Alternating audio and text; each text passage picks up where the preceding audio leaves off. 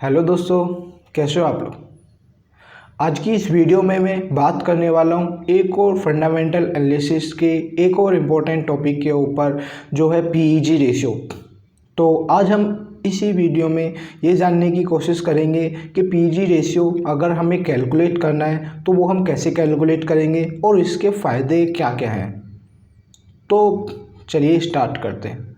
तो पहले ये जानते हैं कि जब भी कभी भी हम इन्वेस्टिंग का देख रहे होते हैं तो हमें कोई भी एक रेशियो के ऊपर हम अपना ये डिसीजन नहीं ले सकते कि ये सही है और ये राइट है।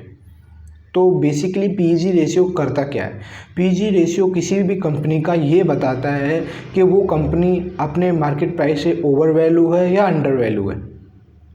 मीन्स कंपनी कोई भी हम किसी को ये नहीं कह सकते कि ये अंडर वैल्यू है या ओवर वैल्यू। वो उसको कैलकुलेट करने के लिए हमें उसका पीईजी रेशियो निकालना होगा। जब पीईजी रेशियो निकल जाता है तो उसके बेसिस पे हम ये कह सकते हैं कि कंपनी अच्छा कर रही है।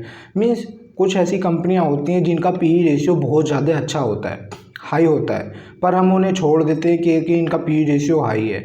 और कुछ का पी रेशियो डाउन होता है, हम उसके बेस पे वो नहीं कर सकते कि इनका पी रेशियो डाउन है तो हम उस पर नहीं करेंगे, या किसी कंपनी का पी रेशियो हाई है तो हम उसमें करेंगे। खाली बहुत सारी कंपनी ऐसी होती हैं जिनका पी रेशियो तो अच्छा होता है, अच्छा ग्रोथ कर रहा होता है, पर लॉन्ग टर्म में जाके वो एकदम गिर जाती हैं।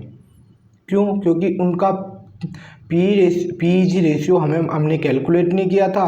पीईजी रेशियो हम खाली पी रेशियो के बेस पे डिसीजन ले चुके होते हैं और पीईजी रेशियो हमने कैलकुलेट नहीं किया। जब पीईजी रेशियो कैलकुलेट नहीं किया तो वो हमारे लिए आगे जाके डिफ़ॉल्ट सिद्ध हो रहा है।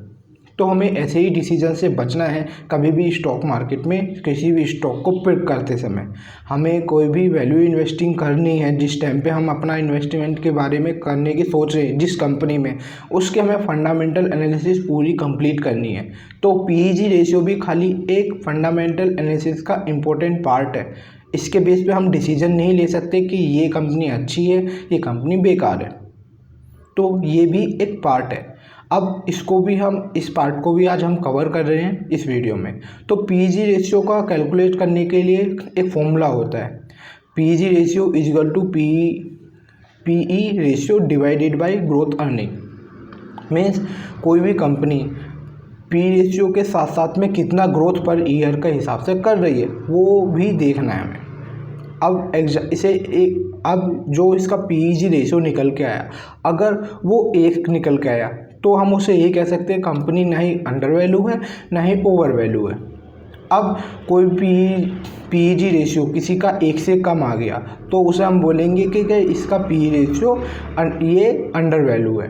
अब किसी कंपनी का पी रेशियो 1 से ज़्यादा आ गया तो हम उसको ये बोलेंगे कि ये कंपनी ओवर वैल्यू है। मीन्स अगर 1 से ज़्यादा है तो ओवर वैल्यू, 1 से कम है तो अंडर वैल्यू, 1 आया तो वो कोई अंडर वैल्यू ना ही ओवर वैल्यू है ना ही अंडर वैल्यू है। इसे एक एग्जांपल से समझते हैं। अब 2 कंपनियां हैं, XY और BC। 2 कंपनियां XY और BC। अब दोनों का पी रेशियो है, मान लीजिए 20% का है।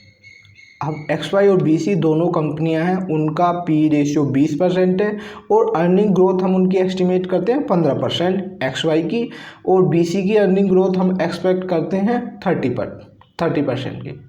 अब पीईजी रेशियो जब इनका निकालते हैं, PE ratio divided by earning growth, अब इनका जब पीईजी रेशियो निकालते हैं तो XY का आता है 1.33 और BC कंपनी का आता है 0.66।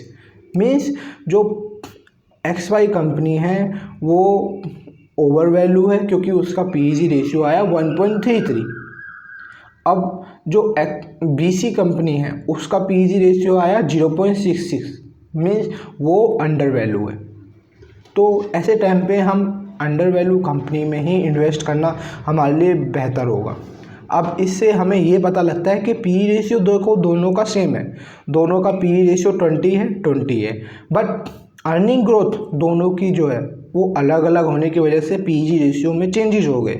अब उसके चेंजेस होने से हम उसे ये कह सकते हैं ये अच्छी कंपनी है, ये बेकार कंपनी है। थोड़ा हमारे लिए प्रोस्पेक्टिव से हम किसी को जज नहीं कर सकते, बट एक ये मान के चलते हैं कि पीईजी रेशियो अगर 1 से ऊपर आ गया तो वो कंपनी ओवर वैल्यू है। तो thanks for watching this video. I hope you gain something from my video. Thank you.